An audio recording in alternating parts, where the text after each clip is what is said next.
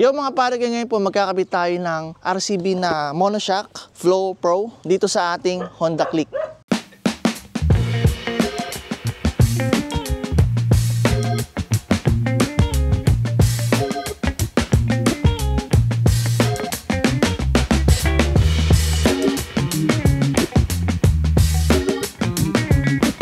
So ngayon mga pare, unbox natin kung ano ba yung laman itong RCB Flow Pro suspension. Ito legit na RCB, nabili natin to sa mismong official store ng RCB Philippines. So pagbukas natin, makita natin dito yung pinaka-packaging na napakaganda. Dito, meron siyang pinaka-foam, ayun, para protektado yung mga shock natin or yung shock natin kapag binabiyahe na or naka-stock. So ayan, napakalambot. Foam to, foam, tas ito styro. Pagbukas natin, makakita tayo nito. Ito normal to sa mga RCB, may mga kasamang ganito. Syempre, meron tayong suspension warranty, meron tayong user manual, syempre kung paano to gamitin, tapos meron tayong sticker. Hindi to mawawala talaga yung sticker na to. Tapos meron tayong card. Ano tong card na to? Uy, suspension warranty card. So ito yung warranty card natin mga pare ko, purchase date nakalagay na may warranty siya na 1 year. So ito tatabi natin para siyang ATM na basta matigas to, parang ATM. So product code, ayun, dealer stamp, Bob Scooter, sila kasi yung alam ko yung official distributor ng RCB. Tapos ito purchase date. So nakalagay din dito yung kung ilang period siya. So 1 year warranty. Pag nagka-problema to, protektado tayo ng 1 year. Syempre, meron tayong keychain. Tapos sticker again. Ito yung keychain natin, So yan, gagamitin natin, lalagyan natin sa motor natin to. So wala na dito sa isang plastic. Dito naman sa pangalawang plastic, meron tayong pinaka Allen wrench. So magagamit natin ito mga adjacent dito. Sunod, meron tayong itong bakal na ganito, adjacent din to sa may preload natin na spring. Tapos meron tayo ditong bushing. So ito, siguro yung nilalagay dito sa shock. Yan yung dito. Depende siguro. Or ayun pala, sakto-sakto, nilalagay nga siya dito. So malalaman natin pag kinabit na natin to. So balik muna natin to. Tapos ito na mga pare ko, yung pinaka-suspension natin. So tara, check natin yung build quality. Tsaka yung kung anong mga features nito. So dito, ang napili ko is white kasi white na lang din yung available, wala ibang color So dito makita natin mayroon siyang sub tank. Tapos mahaba itong pinaka niya dito kasi naka-design to for Honda Click. Iba kasi may ikli yung ganito, hindi siya pang Honda Click. Kaya nangyayari kapag nagkakabit yung iba ng suspension na may sub tank, tumatama dun sa fairings. Ito hindi kasi nga mahaba na to. Tapos makita natin dito sa may kanyang sub tank yung Flow Pro. Tapos syempre RCB na branding. Makikita natin dito, meron siyang compression na adjacent. Nakalagay naman dito, compression. Dito po yung plus, dito yung minus. So may arrow naman siya na makikita nyo. Tapos dito naman sa baba, ito po yung kanyang rebound.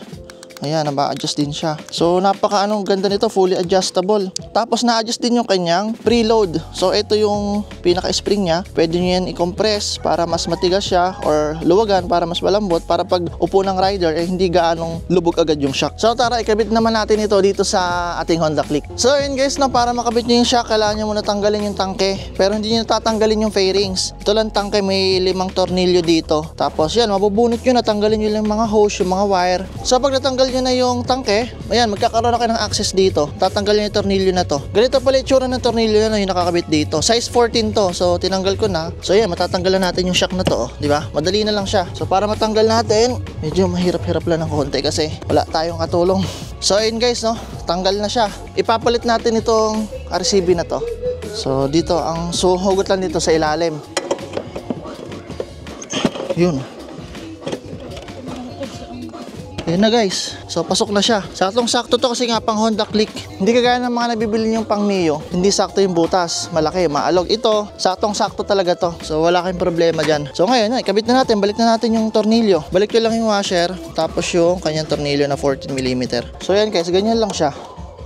Guys, ito na yung magiging itsura kapag naikabit na natin itong RCB Flow Pro dito sa ating Honda Click. So makikita natin dito, napaka-forma, grabe, litaw na litaw talaga yung baso. Tsaka yung pinaka-subtank niya, wala siyang tama dito sa may fairings. Kasi dating naikabit ko na may subtank na suspension din. Pang Mio siya na 330mm. Tumatama siya dito sa may fairings, kaya makita niyo yung aking fairings. Meron siyang uka dito kasi dyan tumatama. Pero itong Flow Pro na pang Honda Click talagang nakadesign siya dito sa motor na to. Wala siyang tama dito sa pinaka-fairings niya. Kahit dito sa may gilid din mga pare kayo, wala talaga. So talagang swak na swak itong RCB na rear suspension para sa Honda Click talaga. Para mas makita niyo mabuti yung forma nitong RCB na rear suspension, tara i-montage natin.